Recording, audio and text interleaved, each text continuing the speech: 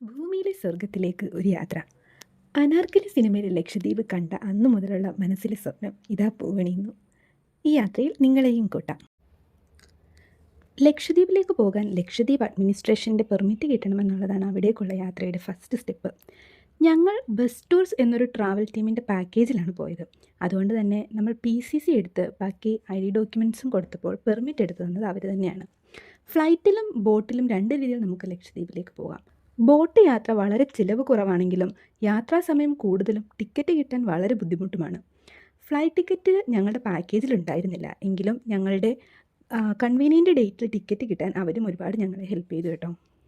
അവിടെ എത്തിയപ്പോൾ ഞങ്ങൾക്ക് ഏറ്റവും സന്തോഷകരമായ കാര്യം റൂമിൽ എത്തിയപ്പോൾ തന്നെ ഞങ്ങൾക്കായി ഒരു ബൈക്ക് കിട്ടിയെന്നുള്ളതാണ്. നമ്മുടെ ഇഷ്ടത്തിന് എപ്പോൾ വേണമെങ്കിലും പുറത്തു പോകാമായിരുന്നു. അവിടെ എത്ര കറങ്ങിയാലും ഒരുപാട് ദൂരമൊന്നും ഇല്ലല്ലോ. പകൽ സമയങ്ങളിൽ കടലിൻ്റെ അടിയിലെ കാഴ്ചകളും രാത്രിയിൽ ബീച്ച് സൈഡ് കാഴ്ചകളുമൊക്കെയായി 3 ദിവസം.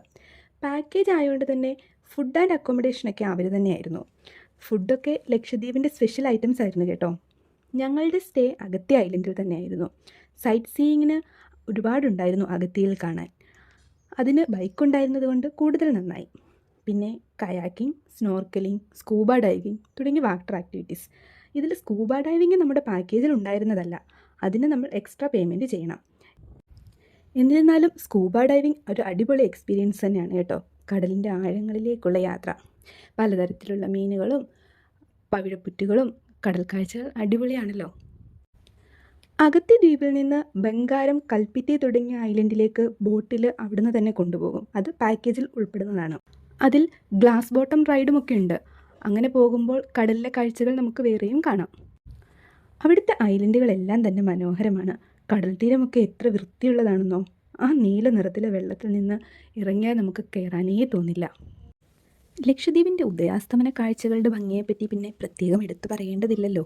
കണ്ണുകൾക്ക് കുളിർമയേകുന്ന ഉദയവും അസ്തമയവും. ലക്ഷദ്വീപിൻ്റെ കൂടുതൽ വിശേഷങ്ങളും ഞങ്ങളുടെ സ്കൂബ, സ്നോർക്കലിംഗ്, കയാക്കിംഗ് വിശേഷങ്ങളുമൊക്കെയായി അടുത്ത വീഡിയോയിൽ ഡീറ്റെയിൽ ആയി കാണാം.